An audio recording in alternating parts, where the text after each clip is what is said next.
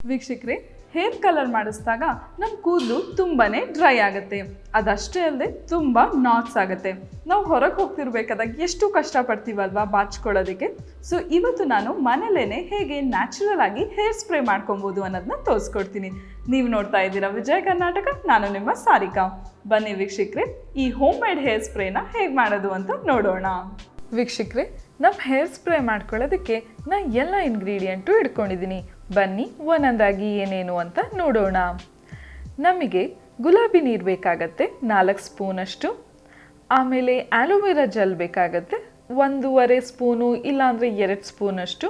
ಜೊತೆಗೆ ತೆಂಗಿನ ಎಣ್ಣೆನೂ ಬೇಕಾಗತ್ತೆ 2 ಸ್ಪೂನಷ್ಟಿದ್ರೆ ಸಾಕು. ಶುರು ಮಾಡ್ಕೊಳ್ಳೋಣ ನಮ್ಮ ಸ್ಪ್ರೇ ಮಾಡ್ಕೊಳ್ಳೋದಕ್ಕೆ. ಮೊದಲು 1 ಸ್ಪೂನಷ್ಟು ಆಲೋವೆರಾ ಜೆಲ್ಲನ್ನು ಹಾಕ್ಕೊಳ್ಳೋಣ. ನಮ್ಮ ಸ್ಪ್ರೇಗೆ ಏನಕ್ಕೆ ಆಲೋವೆರಾ ಜೆಲ್ ಹಾಕೊಳ್ತಾ ಇರೋದು ಅಂತ ಹೇಳಿದ್ರೆ, ನಮ್ಮ ಕೂದಲಿಗೆ ಒಳ್ಳೆ ಪೋಷಣೆಯನ್ನು ಕೊಡುತ್ತೆ. ಯಾಕೆ ಅಂದರೆ ಆಲೋವೆರಾ ಜೆಲ್ಲಲ್ಲಿ ವಿಟಮಿನ್ ಸಿ, ವಿಟಮಿನ್ ಇ ಮತ್ತು ವಿಟಮಿನ್ B12 ಹೆಚ್ಚಾಗಿ ಇದೆ. ನಮ್ಮ ಕೂದಲಿಗಷ್ಟೇ ಅಲ್ಲ, ಸ್ಕ್ಯಾಲ್ಪ್ಗೂ ಕೂಡ ಒಳ್ಳೆ ಪೋಷಕಾಂಶವನ್ನು ಕೊಡುತ್ತೆ. ಇದರಿಂದ ನಮ್ಮ ಕೂದಲು ಸ್ಟ್ರಾಂಗ್ ಆಗಿ ಇರ್ಬೋದು ಮತ್ತು ಸ್ಕ್ಯಾಲ್ಪ್ ಕೂಡ ಹೆಲ್ದಿಯಾಗಿ ಇರ್ಬೋದು. ಇವಾಗ ಈ ಆಲೋವೆರಾ ಜೆಲ್ಲಿಗೆ 2 ಸ್ಪೂನಷ್ಟು ತೆಂಗಿನ ಎಣ್ಣೆನ ಹಾಕೊಳ್ಳೋಣ. ಈ 2 ಇಂಗ್ರೀಡಿಯೆಂಟು ಚೆನ್ನಾಗಿ ಮಿಕ್ಸ್ ಮಾಡ್ಕೊಬೇಕು. ನಾವು ತೆಂಗಿನ ಎಣ್ಣೆ ಬಳಸೋದ್ರಿಂದ ಕೂದಲಿಗೆ ಒಳ್ಳೆ ಮಾಯಿಶ್ಚರೈಸ್ ಕೊಡುತ್ತೆ. ಇದರಿಂದ ಕೂದಲು ಸಿಕ್ಕಾಗಲ್ಲ ಮತ್ತು ಶೈನಿಯಾಗಿ ಇರುತ್ತೆ. ಈವನ್ ಸ್ಮೂತ್ ಆಗು ಕಾಣಿಸ್ತಿರುತ್ತೆ. ನೆಕ್ಸ್ಟ್ ಇದಕ್ಕೆ ಗುಲಾಬಿ ನೀರನ್ನು ಹಾಕೊಳ್ಳೋಣ.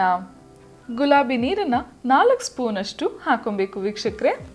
ಗುಲಾಬಿ ನೀರು ಹಾಕೊಳ್ಳೋದ್ರಿಂದ ಕೂದಲನ್ನು ಸಾಫ್ಟಾಗಿ ಇರಿಸೋದಕ್ಕೆ ಸಹಾಯ ಮಾಡುತ್ತೆ ಮತ್ತು ಡ್ಯಾಂಡ್ರಫ್ ಏನಾದರೂ ಇದ್ದರೆ ಅದನ್ನು ಕೂಡ ಕಮ್ಮಿ ಮಾಡುತ್ತೆ.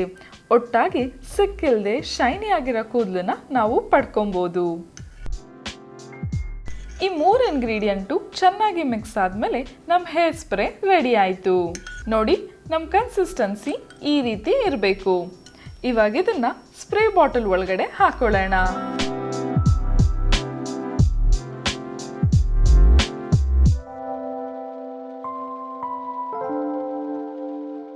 ವೀಕ್ಷಕರೇ, ಮಿಕ್ಸಿಂಗ್ ಕನ್ಸಿಸ್ಟೆನ್ಸಿ ಕರೆಕ್ಟಾಗಿತ್ತು. ನಾವು ಕರೆಕ್ಟಾಗಿ ಹಾಕೊಂಡ್ವಿ. ಸ್ವಲ್ಪ ತಿಕ್ಕಿದೆ, ಆದರೆ ನಮ್ಗೆ ಇನ್ನೂ ಲೈಟಾಗಿರಬೇಕು ಅಂತ ಹೇಳಿದ್ರೆ ಇನ್ನೊಂದು ಸ್ವಲ್ಪ ಗುಲಾಬಿ ನೀರನ್ನು ಹಾಕೊಬೋದು. ಜಾಸ್ತಿ ಬೇಡ, ಸ್ವಲ್ಪ ಹಾಕೊಳ್ಳಿ. ನಮ್ಮ ಸ್ಪ್ರೇ ರೆಡಿ ಆಯಿತು. ಬನ್ನಿ ವೀಕ್ಷಕರೇ, ಇದನ್ನು ನಾವು ನಮ್ಮ ಕೂದಲಿಗೆ ಸ್ಪ್ರೇ ಮಾಡ್ಕೊಳ್ಳೋಣ. ನೋಡಿ ವೀಕ್ಷಕರೇ, ಬಾಚ್ತಿರ್ಬೇಕಾದಾಗ ಎಷ್ಟು ಸಿಕ್ಕಿರುತ್ತಲ್ಲ, ನಾಟ್ಸ್ ಇರುತ್ತೆ.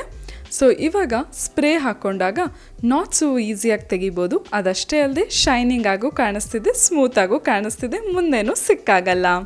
ನೀವೇ ನೋಡಿ ಡಿಫ್ರೆನ್ಸ್.